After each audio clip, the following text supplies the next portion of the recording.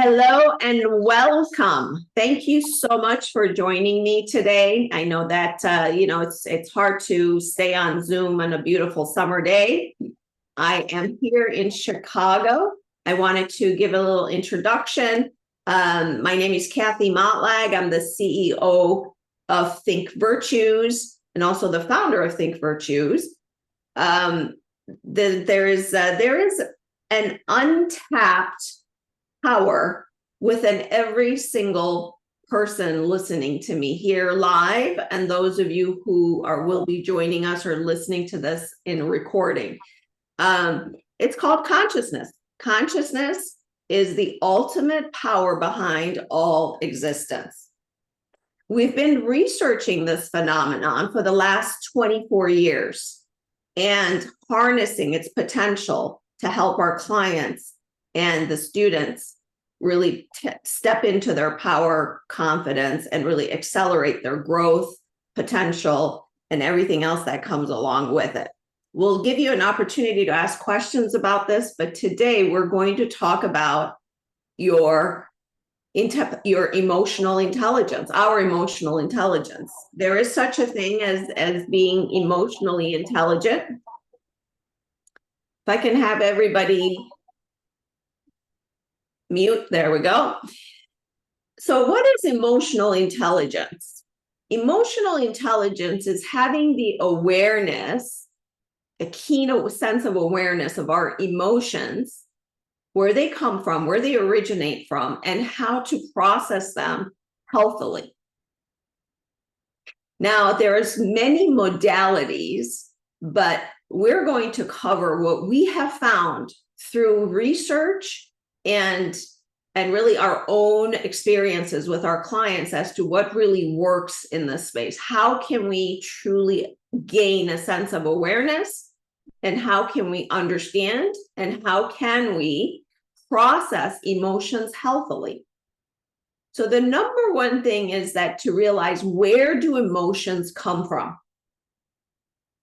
Emotions come from our thoughts assigning meaning to life experiences. Something happens in a place where there's 100 people. Based on their level of perception, how they view the world, there's going to be 100 different tonalities or expressions of emotions that are given rise to them. So some people may look at the situation, if, for example, if two people are fighting over something benign or something more serious, we may become angry. We may become defensive. We may become sad. We may become, there's all kinds of different ways that we can react to this situation, because based on our life circumstances, situations, where we were raised, how we were raised, what culture were we raised in, where did we grow up, all of those things contribute to our perception and experience in various situations that give rise to our emotions. Does that make sense? Does that make sense, you guys? Do you guys agree? Can you relate to that? Yes? Can you guys relate to that? Yeah, we all can relate to that because we all experience it. We all see it. We're like, well, something happens, we feel some way, and another person feels a different way. Like, how did that happen? It's because we all are all different. The world occurs to us in a different way. And that's really the inception of understanding emotions, because sometimes we have a certain feeling and we can't empathize with another person feeling differently about the same situation. Look at our political landscape. Look at all of the different views and emotions that are given rise to on various topics that we live through every day. All we have to do is spend a couple minutes on social media, look at a feed, and then look at all the comments below. Something that we find pleasant and true, someone else finds untrue. and has really negative or angry emotions and expressions of it. So it's really, really important to understand this dynamic. And the best way, one of the best ways to understand emotions is to look at it through the lens of our consciousness, the same consciousness that I was speaking of when I started this expert session. So I'm going to share with you a consciousness map, which will really solidify what we're going to talk about. So this map here on the left is based on Dr. Hawkins' multi-decade research on consciousness. As you notice, on the left is all the emotions, the right, the vibrational frequency in which we resonate in when we feel these emotions, and on the right is really our point of attraction. What do we attract to ourselves when we are in these different states of emotion? The critical point, our work at ThinkVirtues, is to bring all people to a level of courage and integrity. And as you can tell, below courage is all somewhat negative emotions, and above courage is all positive emotions. The important thing to note is that from shame, so when you see shame, how does that show up in the world? It's when people feel unworthy, when they have feelings of imposter syndrome, when they have feelings of not being good enough. Does that mean that when somebody's here, they never feel any emotions up here? Absolutely not. It's just where's their predominant position on this map that dictates how they're going to show up. And as a manager, as a CEO, as a leader, it's really important to notice that, because people under courage happen to be kind of unstable. They get triggered easily. They demand wanting to be heard and listened to. So it's very important to be aware of this dynamic. Now, there's a lot more to this than I'm going over right now that we have time for, but it's critically important for any leader to be keenly aware of this dynamic. Why? Because when you're approaching someone and you notice that they're in anger, if you approach them, you're going to get a very negative response. When people are in fear consciousness, how does this show up in the world? Fear consciousness shows up as in stress, anxiety, and overwhelm. How many of us deal with people who are stressed? All the time, right? All the time. We see people who are stressed, anxious, and overwhelmed. That's fear consciousness. When people are in fear consciousness, they cannot, when you're stressed and triggered in this way, you see less than 50% of what's in front of you. So they're very much accident prone. They make mistakes. It's critical for leaders to understand that, because we live in a world that's what? Filled with anxiety and stress. People are stressed all the time. They complain about it, and there's all kinds of studies and research that shows stress kills you. So not only is the circumstance upsetting them, they're also saying, oh my God, I'm going to die because I'm under stress. So they have a lot of things going on within them, which causes a lot of mistakes to be made. We're all human, we all make mistakes, but when we're in these lower states of consciousness, these lower emotions, what happens is we are accident prone, and we make mistakes. We're not exactly producing the best that we can. We're not in our optimal performance state. We have to, something that would normally take us 10 minutes could take us hours to accomplish. Why? Because we can't focus. So in these higher states of emotion, you see, we're enjoying states of flow, conversely. So it's very important to understand where we are. So self-awareness is the number one thing when it comes to emotional intelligence. And you may want to write this down because this is really important. Self-awareness. And if you're a leader, of course, it's important that you're self-aware, but you're also aware of other people's states of emotion. Where are they at? What are they experiencing?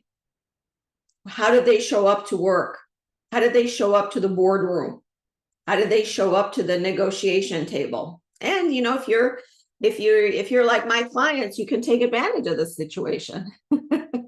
you can really command your power in situations where you can feel other people being in states that are not optimal. So one of the things that Dr. Hawkins talks about, he has a famous book that he wrote in year 1995 called Power versus Force.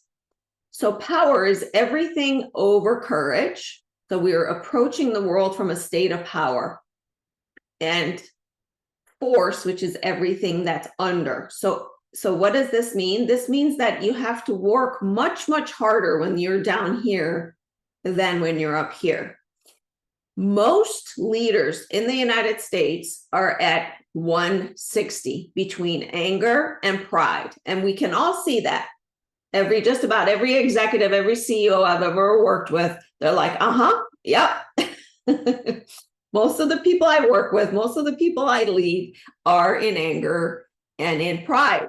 Their ego rules. And what we want, the optimal place for managing our emotions is really having a command on the ego. So the second thing that's important, besides once you're aware of your state of emotion, the next thing is, how do you self-regulate? How do you self-regulate? When you get triggered, when you're upset, we all get it. We all get upset. We all have feelings of anxiety, stress, overwhelm. We all get angry. We all feel a lot of times a feeling of just really pity for people. We feel all kinds of negative emotions that really bring us to a less than optimal state. So how do we manage that? How do we self-regulate? Well, I'm going to go over one scenario right now, and if we have time, we'll go into another. The best way to self-regulate and the quickest is to take advantage of our faculties. And one of them is to breathe. Take the time, give yourself a minute to breathe. Use your breath. And how do you use your breath? To me, however way that you feel comfortable, but one of the best ways that professional athletes and some of my clients use that really self-regulates, brings your blood pressure down, calms your heart rate, and really gives you a state of serenity so that you can actually think, is to take in a deep breath, hold it for 4 counts, and then let it out like you're letting it out of a straw. Nice and slow. Why don't you guys try this with me? Try this with me. Let's do it 3 times. Take a deep breath in.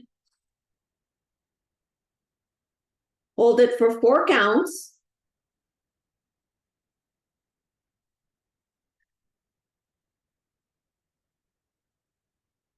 One more time. Take a deep breath in.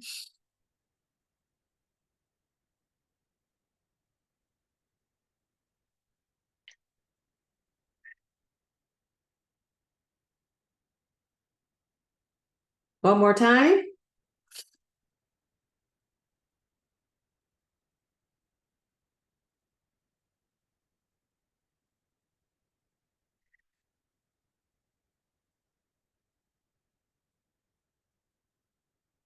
Don't you guys feel more calm now? I know I do. You feel much calmer, and that gives you a little bit of time to kind of reassess. The second, I'm going to give you another one today.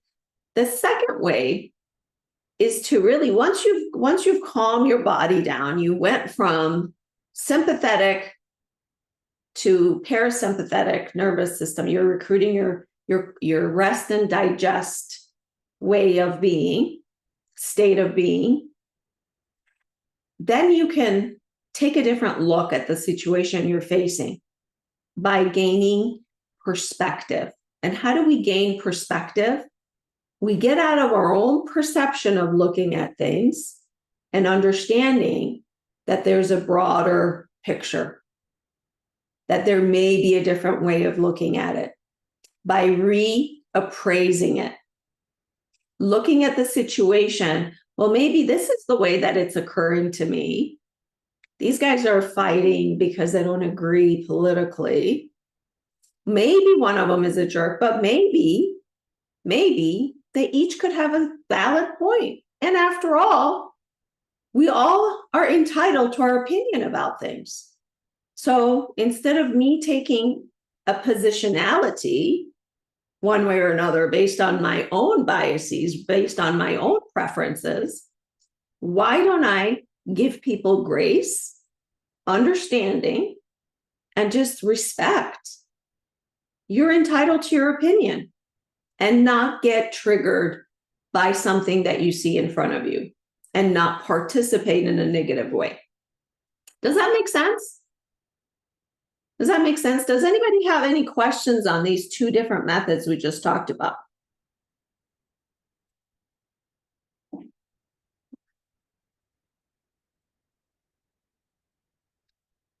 Anything? Anyone has any questions? We're all good?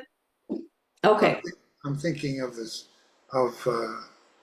I'm thinking of a situation where there's someone in my neighborhood, so to speak, who is generally going to be below the line consistently. I mean, obviously she needs help. And she's in a position where she has some power. And so, and because of this state of mind she's in, one of the things that she likes to do is to experience the joy of irritating other people. Okay. So irritation. How does she irritate other people? Oh, I mean, it is beyond your comprehension. This because of this culture. Give me an example. Oh, she got into an argument with the woman who lives above us in this big building, and they're in the staircase, you know, of a 6-story building, and she's screaming profanities at this woman, and and the woman that she's screaming at is really someone who's above the line, but she's not going to be screwed with. Okay. And so she is like putting her in her place. Okay. So the two of them, right? Okay, gotcha. So now listening to Michael's story, so that person is really not operating from a place of power. She's actually operating from a place of force. Yes. But she's down here and she's in anger when she's expressing those types of, anger has a lot of charge, has a lot of, it's very much of a, it's me, I'm here, hear me roar. It's that kind of it's not in a positive, powerful way. Power really comes from a place of serenity. I want you to I want you to really feel these words that I'm saying. Power is calm, cool, and magnetic. Force is, I'm going to tell you how it's going to go. You're going to do it this way. It's this, that it has a different charge. My father was a professional athlete. He played in the Olympics. And he said that he never feared the players who came on the court and boasted and how they were going to be better than them, and how, you know, they did all kinds of assertions in an aggressive way. He never feared those players because he knew they didn't have any power over him. He feared the cool, quiet ones because he knew that they have their act together, they're calm, and they're going to perform. So I want you to remember that.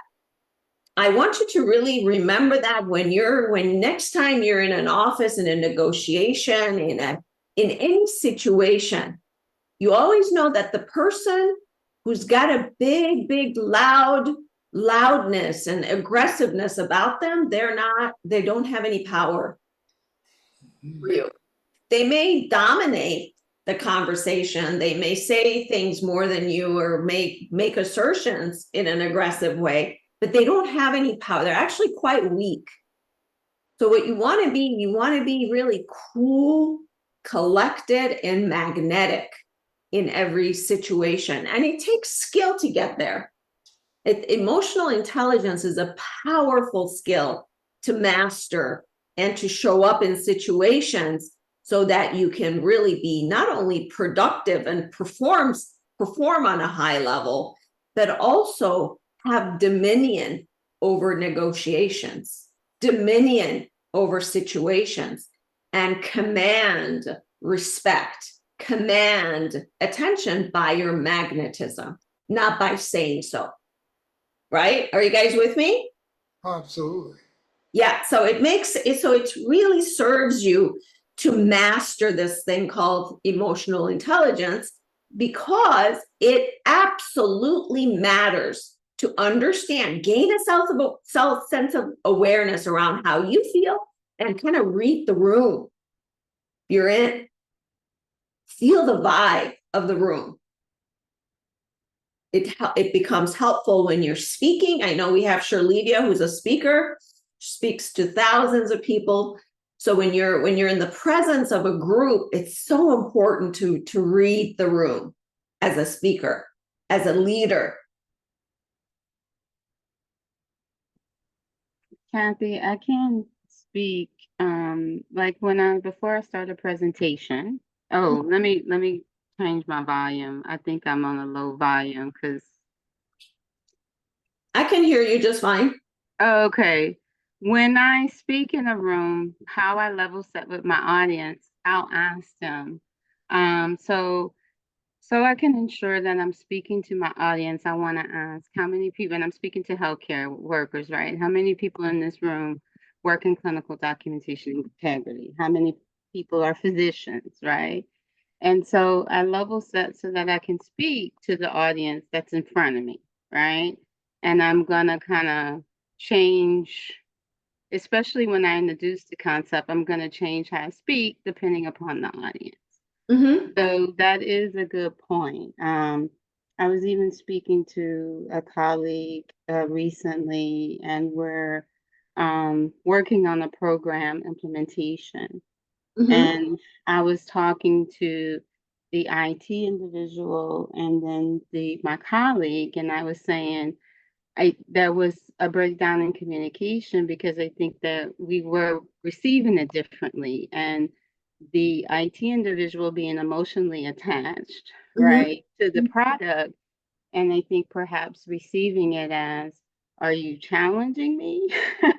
And the functionality, whereas that wasn't even the case, right? My colleague was only seeking to understand, but I think emotionally, you got to take note of where an individual is when you're speaking, because it just can be received in a way that you're not trying to convey it, right? Exactly. So, yeah. Precisely. You said it beautifully, Shirlevia, because that really lends into understanding where they're coming from. Is it to irritate? Is it to inform? Do they just have a different way of expressing themselves? This becomes an issue when you deal with a multicultural culture, when you're dealing with people from different parts of the world who are included in the same culture, because the very same thing that could be courteous in one culture, it's considered rude in another. So the meaning that we make out of the situation is based on where we grow up. So it's very important to know people's cultural backgrounds so that you can relate to them and understand them too. That's a different point of looking at it. But yeah, it's thank you for sharing that, Shirlevia. So I just want to quickly go through what are the different things that we need to be aware of, the top 10 things we need to be aware of when it comes to emotional intelligence. We've already covered 2. So number 1 is self-awareness, which also includes the awareness of others. Second is self-regulation, which we just went through an exercise that taught you how to self-regulate. And we also talked about a mental exercise, which is to reappraise and take perspective versus perception. The third tool is empathy. The third tool is empathy, and we'll talk about that. The fourth is really understanding social skills. What are the different social skills of the people that you're dealing with? The fifth is motivation versus inspiration. Motivation versus inspiration.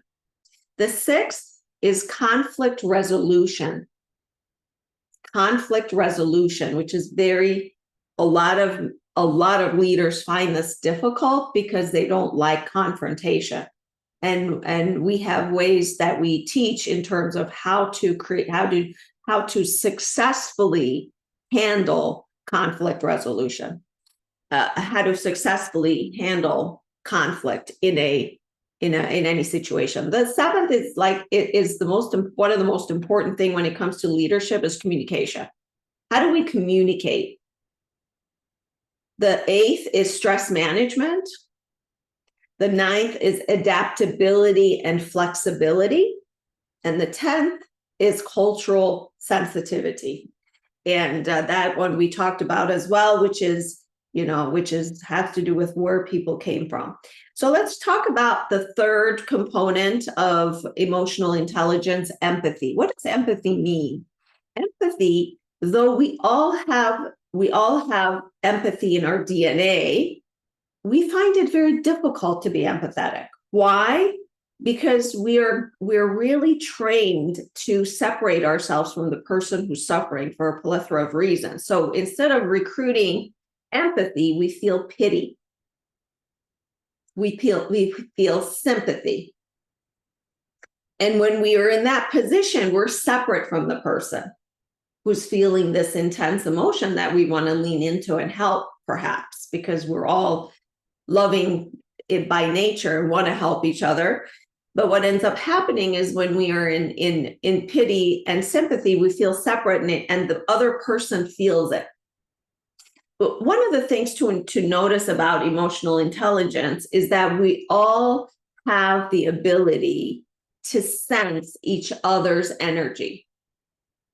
And you guys all know this. You go to a party or you go to a place where people show up and they're just, whether they're angry, in a bad mood, or have this really intense anger within them, that you just don't, we just kind of go, stay away from that person. Nope, we're not going to engage. We're going to go to the other side of the room. You kind of avoid. There's certain people we know who have this energy about them that you want to avoid. They're negative. They speak ill of other people. They usually don't have a positive opinion of the world. And so they're just toxic, and we know it. And so it's really important to understand that other people feel it too. Everybody feels each other's energy. So being aware of this and being aware of this dynamic is critical in understanding and mastering situations. And the next thing is social skills. Our social skills are highly important when it comes to emotional management. And what do I mean? How can we, what is our ability to maintain and build relationships? And how about the people who work for us? How about the people we work with? How about the people we come in contact with and have to negotiate with? Do they care and value relationships? chances are if they're over courage, they do. If they're under courage, they don't. They value their positionality. They value to be right. I'm right, you're wrong. So the way to tell where they're at, whether they're to be whether they're to be trusted or not trusted. One more thing to understand about this map of consciousness is people are not trustworthy if they're under courage. You simply cannot trust them. Why? Because they're volatile. One day they're your best friend, the next day they're your enemy. One day they're singing your praises, the next day you're the worst thing that ever happened to them. And they have all kinds of negative and positive things to say. It's just they're unstable. So you can for this and many other reasons they cannot be trusted. So it's really important to understand and lean into this dynamic because it gives us a clue as to where they're at. So I'd like to stop right here and see if anybody has any questions. I don't want to dominate the conversation here. I want to see who has any questions so far. I have a question. Yes. When you were talking about being sensitive to people's energy, I realized that there are portions of streets here where the energy is at one level on your chart, right? Definitely. And it's above courage. And there are other places in neighborhoods where the feeling, the vibe, you run into people and how they're relating to each other and to you is clearly in this other place. And I've noticed it in thinking about, there are businesses that I walk into where you can get that the experience level of the people that you're working with is at this level.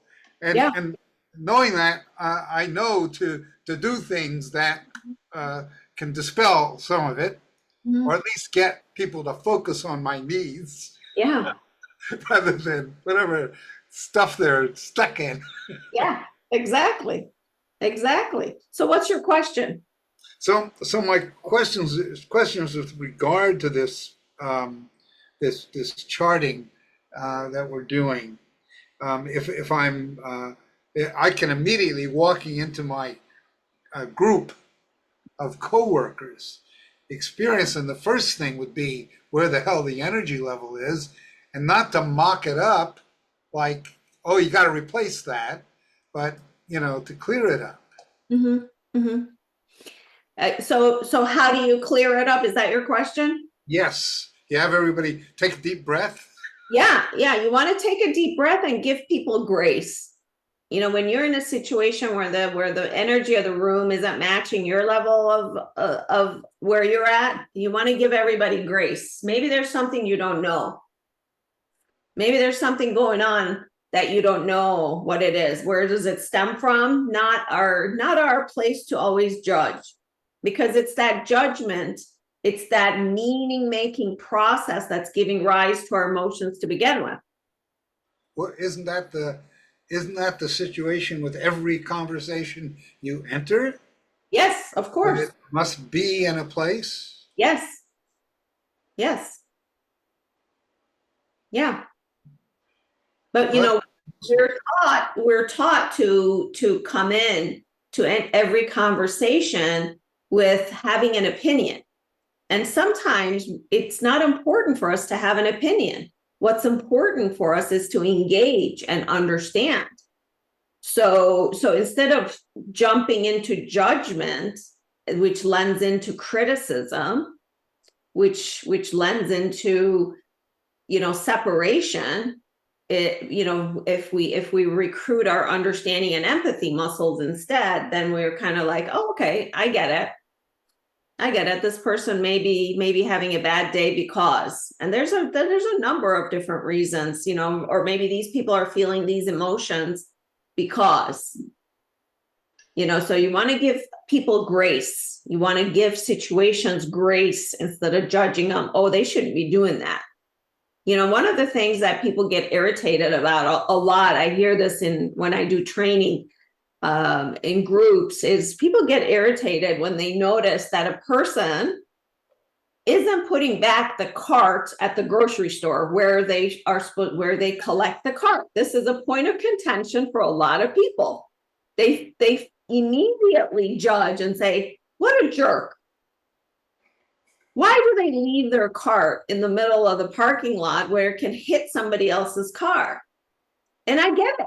You know, I'm one of the ones who always, no matter what, no matter where I'm at, how bad I have to go to the bathroom or whatever my situation is, I will always take the cart back. But you never know people's situation. What if some emergency happened? What if, you know, so at the end of the day, we don't know what the circumstances are, whether there's a legitimate reason behind people's bad behavior or there isn't, but it gives you peace of mind. It puts your mind in a different place when you give people grace. Does that make sense?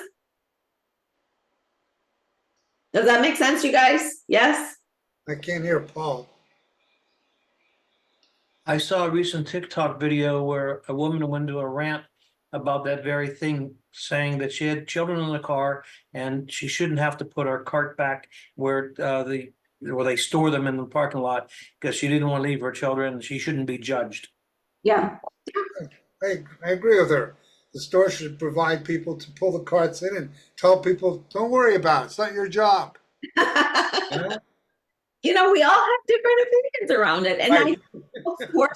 get so upset, so judgmental. There's no good reason. Everybody should be putting, you know, we could all judge in all kinds of ways, but what is that? Who does that serve?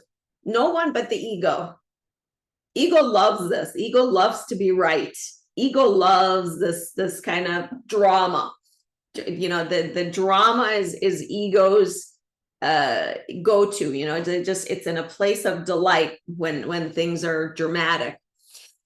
So the next thing I want to talk about, communication is a deep topic, and you know, obviously how we communicate effectively is really powerful. And to me, in all the years I've been in leadership training, and I've been in leadership training for decades, by the best leadership trainers in the world, and I have seen lots of different communication methods and techniques. But every excellent leadership trainer, from John Maxwell to Tony Robbins and everybody else that you guys have heard of, they all agree that you really cannot communicate effectively unless you're truly authentic. People don't land their communication until they become authentic. And authenticity is right here. Right here. And where do we say most leaders are at? Down here, 160. Most employees, where are they at? Right here. Stress, anxious, and overwhelmed. And they have underlying shame and guilt that they cannot overcome, which gives rise to them feeling unworthy, feeling not confident, and have imposter syndrome, which really doesn't help, because that means that people are performing at less than 20% of their capacity, between 10 and 20% of their capacity. So by freeing them of these states of consciousness and bringing them up to authenticity and courage, they almost always double in production, which is why we're able to see such a massive change in an organization, in a team, when we go into an organization to do this type of training, because our work is all about elevating on the map of consciousness and getting to authenticity. And when you're in your authentic self, you automatically double your production. You go from 10, 20% to 30, 40% immediately within a very short period of time. So it's really important to understand this dynamic, because it's no joke. They a lot of times in the old school of leadership, they called these skills as soft skills. It's much more important to have strategy. What are we going to do? How are we going to roll out this program, product, etc.? But without these, what we call necessary skills, you're always in a state of force instead of being in a state of power. So what does that mean? You take one step forward, you take 3 steps back. You take 1 step forward, you take 10 steps back. So it's really, really important and critical to understand that communication is a very important part of not only emotional intelligence, but also leadership. And you cannot land your communication, I don't care how many communication classes you take, if you're not authentic. If the person standing next to you or the person you're addressing, the people you're addressing, don't know that they don't get the vibrational frequency of your authenticity. They get the inkling that, oh, this person is fake. This person is not really being upfront with me. There's something about this person I just don't trust. You see, you have all felt it. We all have felt it. And so that leader who's speaking immediately loses credibility. I don't care how many designations they have in front of their name. They're not respected, they're not revered, they're not influential. People don't listen to them and they don't like them. So they don't follow them. So the next point is stress management. And I want to really hone in on this point because there's so much noise about stress kills you. Stress kills you. It's all over the place. Everybody, if you ask anybody down the street, in your office, whoever you come in contact with, do you believe that stress kills you? And most people will say yes. I want to bring your attention to a research, actually 2 bodies of research, one at Stanford University and one at Harvard. There's many more, but these 2 are very interesting because they separated people in 3 categories. 1, lots of stress, a belief system that stress kills you. Another, very stressed, but a belief system that stress is actually a springboard to action, springboard to performance, springboard to accomplishment. And another set of people who had no stress. The 20-year research out of Stanford, 12 years into the research, a lot of the people who were under stress who believed stress kills you were already dead. And the rest of them had horrible health markers when they checked in.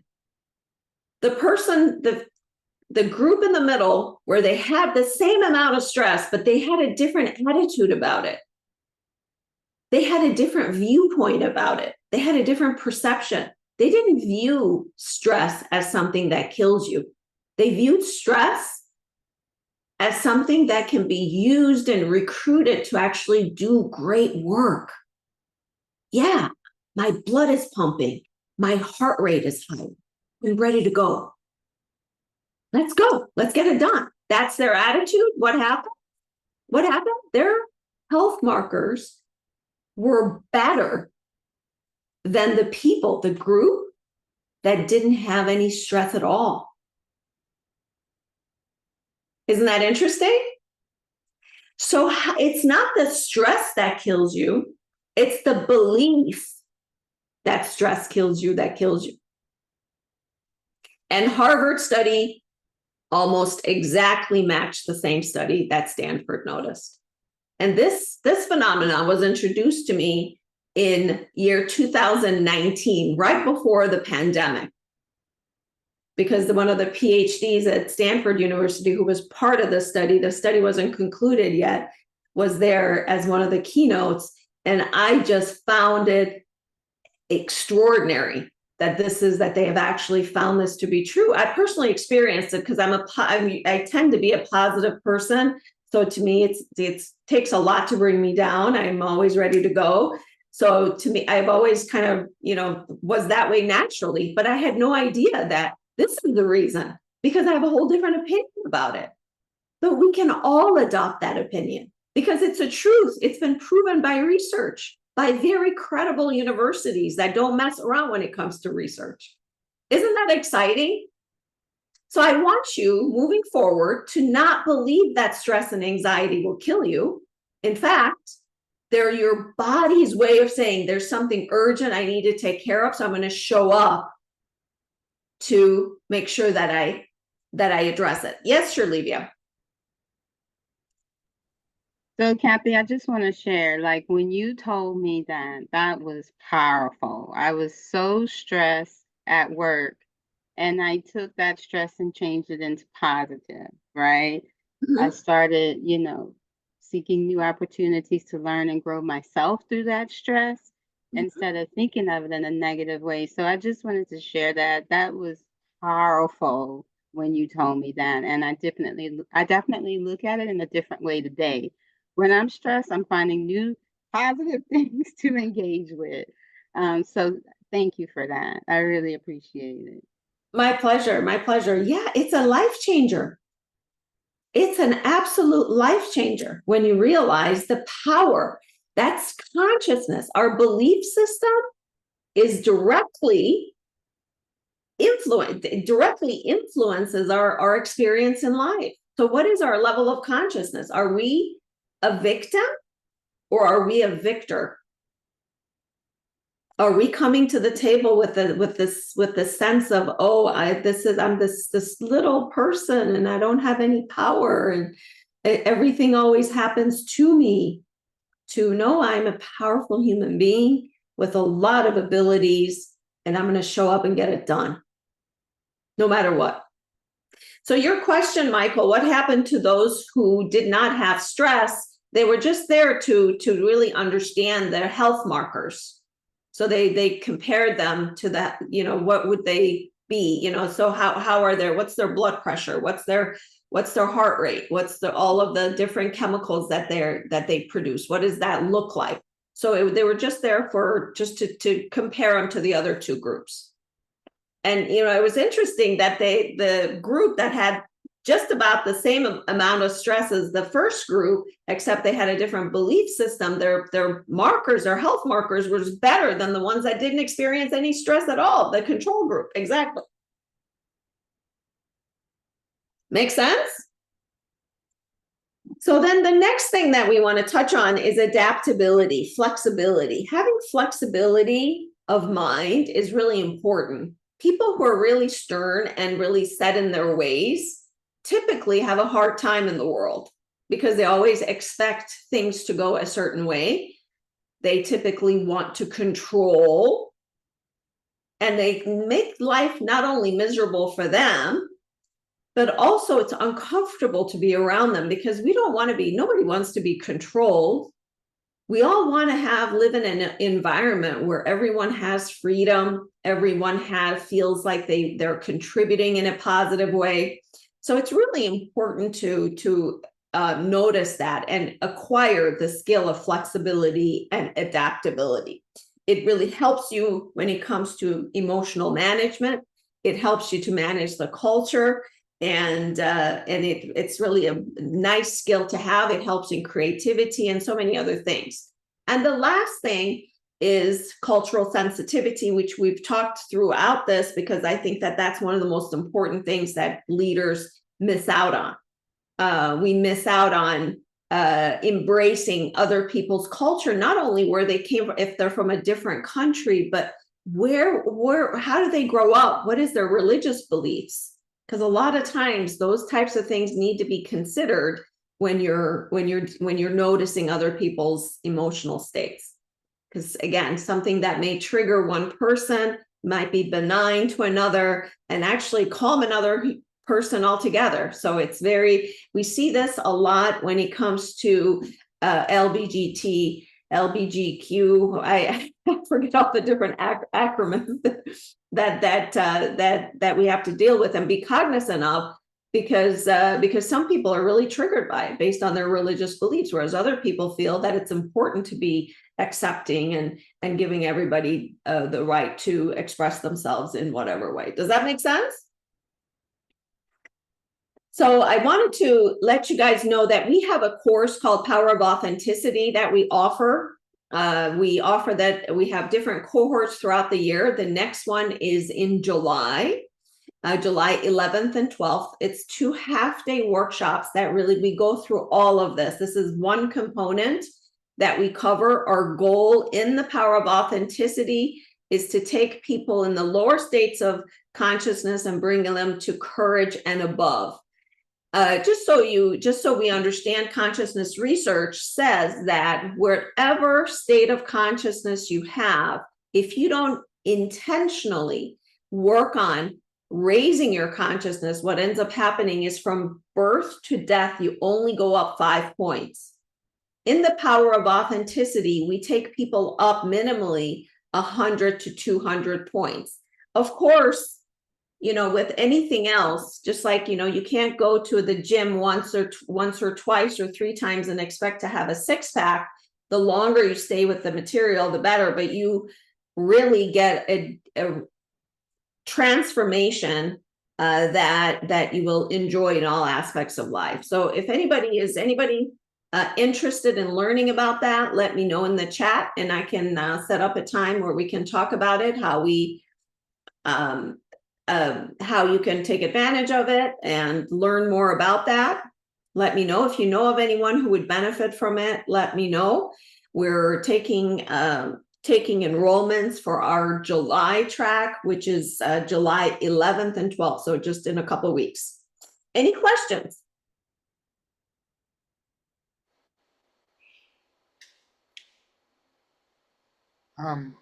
We have one more item. Did you want to go through sensitivity? No, we weren't. We went through all the 10 things. Sensitivity is really Okay. Yeah, we talked about it already. Okay. And last week we had this conversation about manifestation. Yes. And you had asked us to contribute things we had manifested. Yeah, we're going to talk about that in our command and claim. Yeah, when it comes to manifestation, that's a good point. Thank you for bringing that up, Michael. So manifestation has been also proven by science, has been scientifically proven in the neuroscience community, and levels of consciousness, because we don't manifest what we want, we manifest who we are. So our work actually makes us good manifestors and creators of the life we want to experience. Thank you, Paul. I understand you have to leave at 2 o'clock or Eastern time. Thank you so much for joining me. If you have any questions, feel free to direct message me on LinkedIn or send me an email. Okay. Thank you, Paul. All right, guys, are there any questions? Any more questions or anything that I can answer right now? I have a hard stop at 1 o'clock as well, because I have a call that I have to get on. It was a pleasure to have you here. Thank you so much. Oh, somebody's joining us. Sorry. I know people have been coming in and out. Amar, our expert session is over, but now that you're here, we're going to send you the recording, but we've been here an hour already. I know that with different time zones, it's difficult to know that. So, but lots of love to you guys, and we'll see you next time. We'll have another expert session in a couple of weeks. Take care.